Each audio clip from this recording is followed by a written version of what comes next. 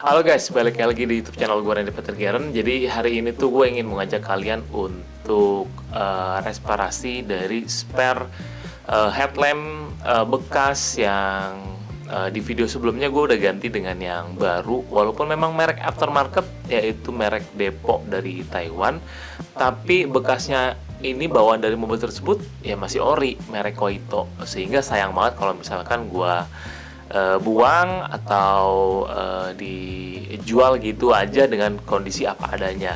Sehingga ini sangat menginspirasi gue untuk bisa meresparasi mika dari housing headlamp tersebut. Karena beberapa metode tuh gue udah lihat sih, dan ada juga yang membuka jasa untuk jasa coating, untuk yellowing dari headlamp ini tuh bisa hilang dengan coating yang ya kayak terapi uap begitulah ya. Gue juga nggak tahu.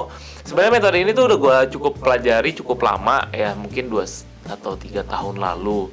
Dan memang alatnya sendiri ini gue udah punya sekitar 2 tahun yang lalu. Cuman memang gue belum ada sempet dan niat untuk kerjain aja. Dan barangnya juga apa yang mau dikerjain gitu. Karena sebelumnya juga belum ada headlamp yang kayaknya parah-parah banget.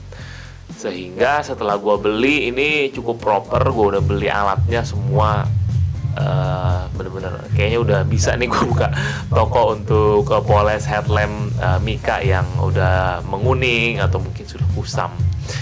Ya sebenarnya caranya tuh kita langsung mulai aja. Caranya bener-bener simple sih. Kalau misalkan gue lihat YouTube tuh banyak yang memberikan cara yang cukup teknis dan lengkap. Mungkin dia bisa memberikan masukan amplas atau sanding apa kode-kodenya yang digunakan pertama, kedua, ketiga, dan berikutnya. Tapi kalau menurut gua in logic adalah bahwa mika ini itu lapisan yang memang sudah terkena cuaca panas, hujan terus itu tuh harus disanding dulu sehingga lapisan yang sudah menguning atau mungkin kusam itu akan hilang.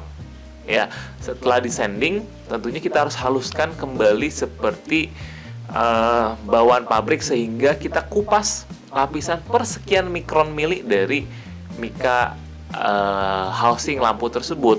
Ya, setelah itu kita haluskan. Setelah dihalus pasti dia akan buram seperti ini, dan ya udah setelah buram kita tinggal keringin aja dan ya magic it start.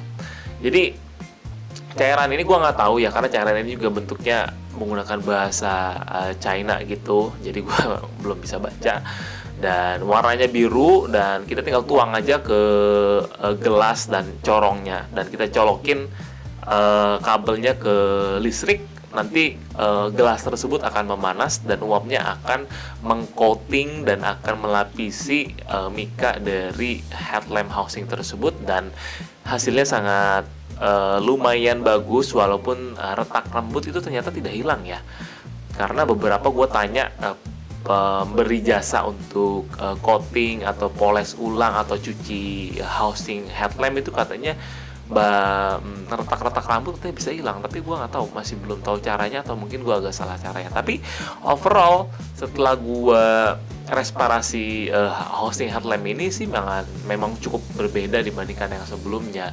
Lebih clear, lebih bersih, lebih segar, seperti ya clear mika baru, walaupun ada sedikit retak-retak rambut.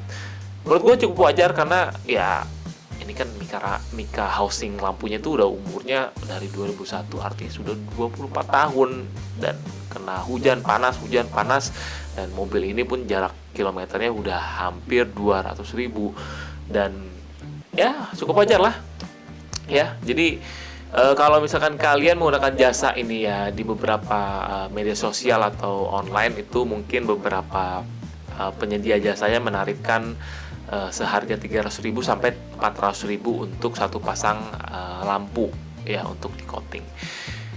Tapi kalau misalkan kalian lakukan sendiri, ternyata modalnya itu nggak sampai 200.000 ya, dan kalian bisa coating mungkin dengan cairan yang sebanyak itu bisa 10 pasang kali ya. Jadi lumayan banget kalau misalkan kalian yang mau usaha-usaha kecil-kecilan untuk bisa poles mika lampu yang sudah kusam gitu ya, door to door, itu sangat mudah kalian lakukan, asal kalian teliti dan tahu caranya aja ya.